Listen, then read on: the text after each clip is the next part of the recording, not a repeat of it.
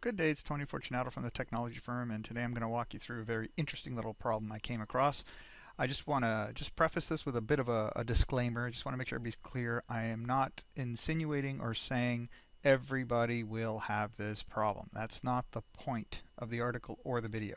The point is to show you the methodology on what I found, how I did it, and you may find something similar, you may not find anything at all, but it's about the methodology and the workflow. That's kind of what I'm concentrating on right now.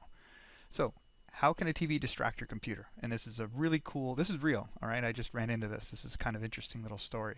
So the what and the whys. So I was performing an application baseline as part of troubleshooting when I came across something very interesting. So I can take a step back. The client was complaining that his computer would stutter or freeze or pause for no apparent reason. It was kind of intermittent at best. So during my initial meetings, I was told all the computers are built from a standard image and no other no other users are complaining. Now this is a very typical statement I take with a grain of salt.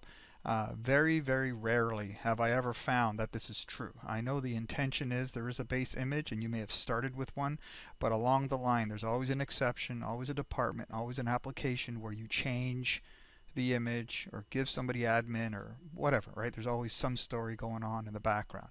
So at first glance, I did a boot up and a login trace, and they all looked pretty normal. Again, it was just a glance. I didn't do a deep dive. It's just looking for something really obvious. There was nothing there. Then I did my third capture, which is a 5-minute idle capture, right? And this is really important. So you just kind of, I'll get into this a little bit more detail, but it's literally what you think it is. 5 minutes, computer just sitting idle, and you capture packets in and out. So what did I see? I saw a smart TV communicating with the client every 2 minutes or so. And there's the Bravia, there's the client, and there's some UDP packets. And you can see them like clockwork every 2 minutes, right? And it's just, people will say, it's just a packet, who cares? And that's literally what the people said when I was working with them. So what, it's a packet. And I said, well, no, this is kind of the trigger. And then you'll see what happens right after that. Then there's a whole conversation going on. So the client's talking to the Bravia with TCP. There's a syn-ax. So whatever they're talking to, the service exists. The client is sending this get dmr.xml. It's looking for an XML file. And the Bravia, and they're having this whole conversation, right? Now, why would they do it? And this is the fun part.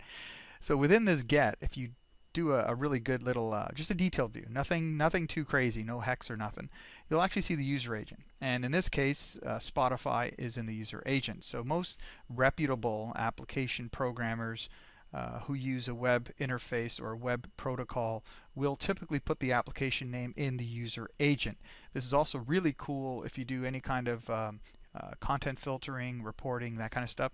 Some of those types of devices will look at the user agent information to either deny, allow, or report, that kind of thing.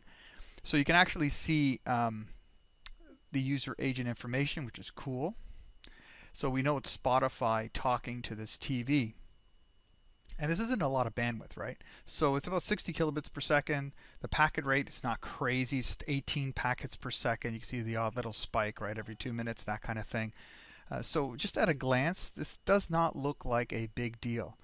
Oh, a little typo here. Let me fix that. There we go. So the results. So we watched the packets in real time, and we were able to correlate the workstation pause and the TV client conversation 8 out of 10 times.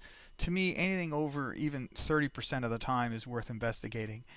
So we just had a whole conversation, and I said, so is Spotify on the standard build? The answer was no. I asked, the obvious question, why is it on this one client machine?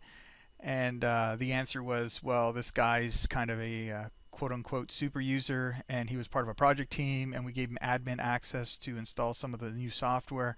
And of course, the guy took advantage of it and put Spotify on his desktop as well. We uninstalled the Spotify client because I didn't know if there was a legitimate corporate reason for that. You never know. And we did not see a reoccurrence for 30 minutes. So I'm not saying this was the only problem, because there was some other stuff going on. You'll see it in my other write-ups. But this was one of the, I'm going to say, the bigger issues, one of the low-hanging fruit that we were able to address as well. So the bottom line is there's a lot of value in doing a baseline, a login, a boot up, in this case a 5-minute idle baseline. And that way you can see what your machine is doing and how the services, protocols, and network devices respond to it. So I hope that helped. Have a good day. Bye for now.